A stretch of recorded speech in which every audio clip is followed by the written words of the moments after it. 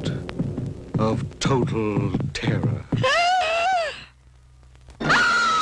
Zombies y vudú son dos temas que han sabido generar unos cuantos dólares en la industria cinematográfica desde mucho antes de que a George Romero se le ocurriera autoplagiarse flasheando profundidad en repetidas películas de muertos andantes.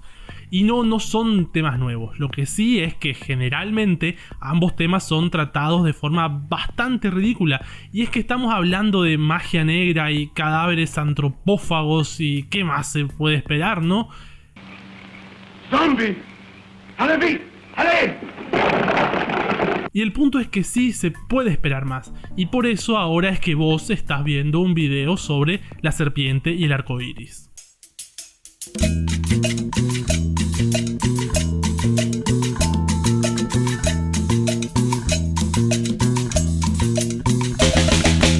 Hay que follarse a las mentes. Algunos saben, y no es que este sea un conocimiento fundamental para la vida cotidiana, que la idea de los zombies viene de la mitología vudú, particularmente del vudú haitiano. Lo que sí ya casi nadie sabe o a casi a nadie le importa es que existen algunos estudios bastante serios y casos documentados de zombificación, relacionados con un poderoso analgésico de elaboración artesanal. Es el que se conoce como polvo zombie o tetrodotoxina. ¿Que ya sabías esto? Entonces, ¿qué querés? ¿Un premio o algo así? Pasá por ventanilla y hablar con el delegado. El que tengo acá con... From Wes Craven, director of... Y bueno, La serpiente y el arco iris de 1988 está basada parcialmente en el libro homónimo del antropólogo canadiense Wade Davis, que le dedicó unos años al estudio de este fenómeno. La película se aleja bastante mucho de los lugares comunes del cine norteamericano, que no acostumbra a tomarse muy en serio a lo que sea que haya más allá del sur del río Bravo. Y esto porque es bastante fiel a la obra y pensamiento de Davis.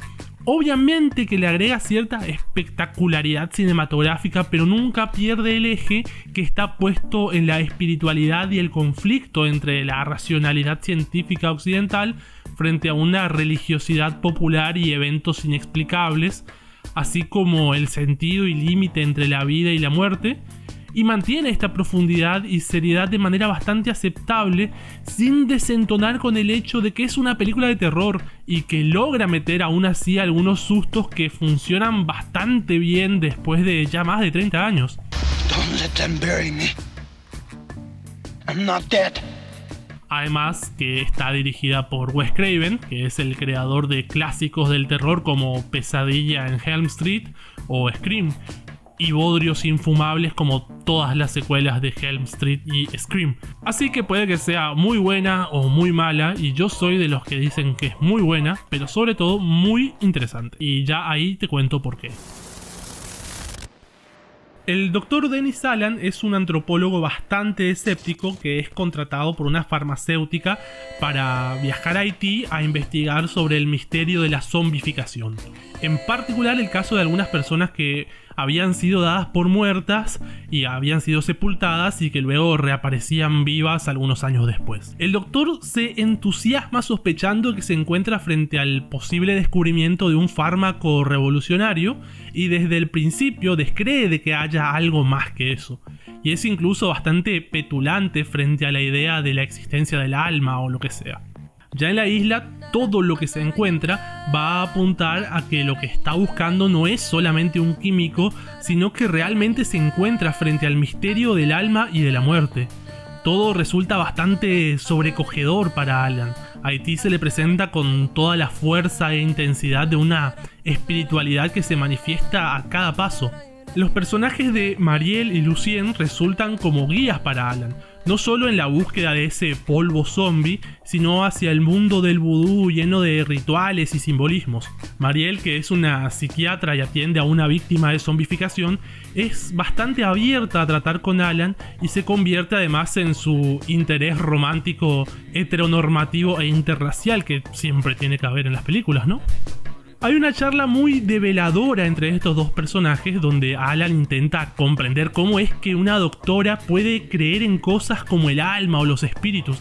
Ella, con la naturalidad de la vida misma, dice que no hay contradicción alguna entre su ciencia y su fe y pone de manifiesto el sentido animista del vudú.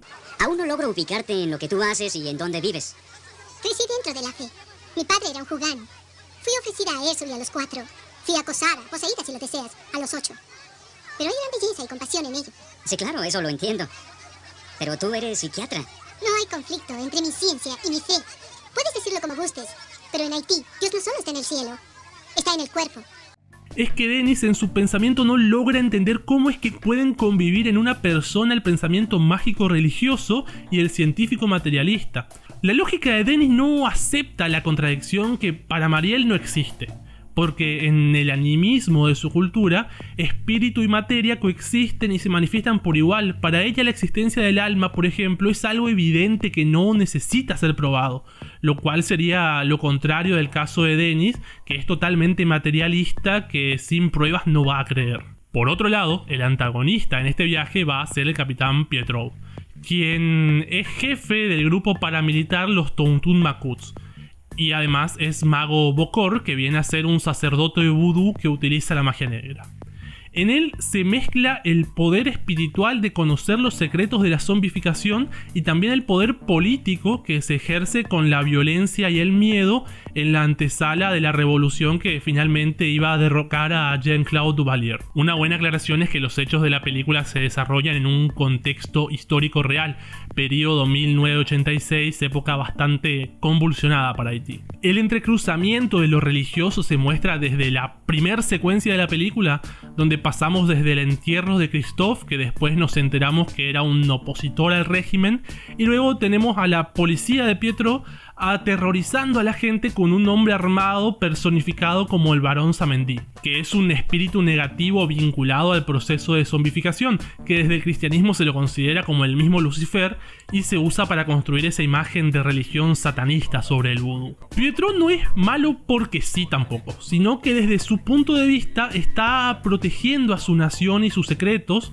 de agentes externos que intentarían volver a la colonialidad a Haití.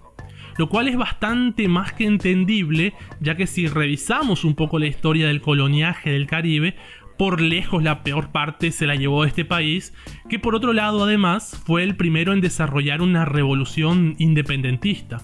Entonces Pietro es un nacionalista y está defendiendo lo que es uno de los rasgos de identidad del pueblo haitiano, que es la espiritualidad vudú, de la injerencia de un norteamericano blanquito universitario carilindo que viene a buscar lucro a costas de una tradición de resistencia milenaria. Ya por el resto sí que es un completo genocida y torturador hijo de mil puta Pietro.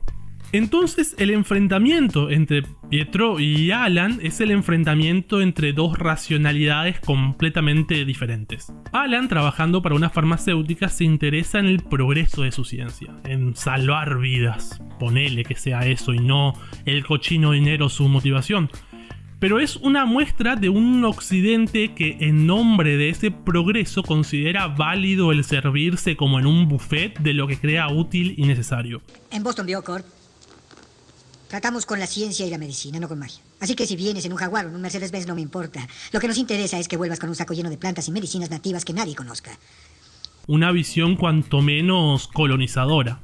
Pietro defiende por su parte, desde la magia negra, un legado de resistencia nacido en los barcos negreros y oculto bajo los símbolos del cristianismo en un sincretismo animista. Es la Haití heredera de una tradición de lucha contra la explotación esclavista y el martirio del pueblo negro. Y sí, es contradictorio cuando hablamos de un genocida, pero no lo es del todo, porque el Bokor es un sacerdote de la magia negra que en el pensamiento vudú no es un ser malvado por sí mismo, sino un sacerdote más que en determinada ocasión se vincula al lado oscuro del Barón Samedi.